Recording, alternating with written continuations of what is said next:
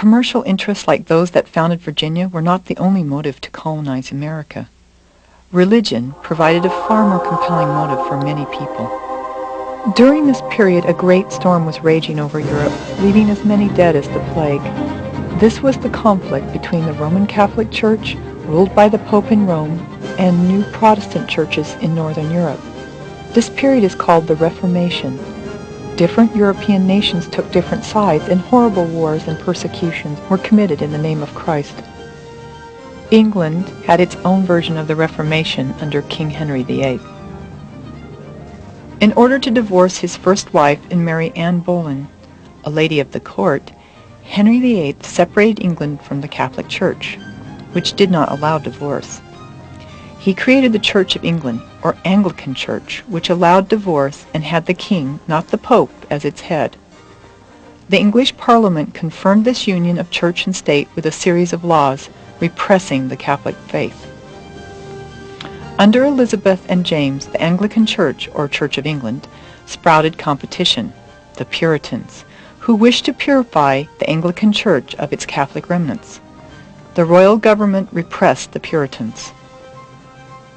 Some of these Puritans sought refuge in the Netherlands, or Holland, a Protestant country, but they never felt at home there. Through a connection with the Virginia Company of London, they obtained a patent to form a plantation in America, and in 1620 they sailed to the New World in the Mayflower. The Pilgrims initially intended to land in northern Virginia and serve out their term of indentured service. As the Mayflower approached Nantucket, off today's Massachusetts, a terrible storm came up and threw it off course. The Pilgrims were forced to head north, following the coast until they rounded the tip of Cape Cod and found a protected inlet. Here they anchored and deliberated. Since they were outside Virginia, their patent was useless. They therefore drew up their own law, the Mayflower Compact, which would govern the new colony. Discovering that Cape Cod was too barren to support human life, the Pilgrims sailed west to Plymouth Bay. Here they landed and made their first settlement in the New World. The Pilgrims barely made it through their first winter, but with the coming of spring and the help of the local Indians, who had villages nearby, they survived. In October of 1621, they held their first Thanksgiving, inviting the Indians to join them and thanking God for their new life.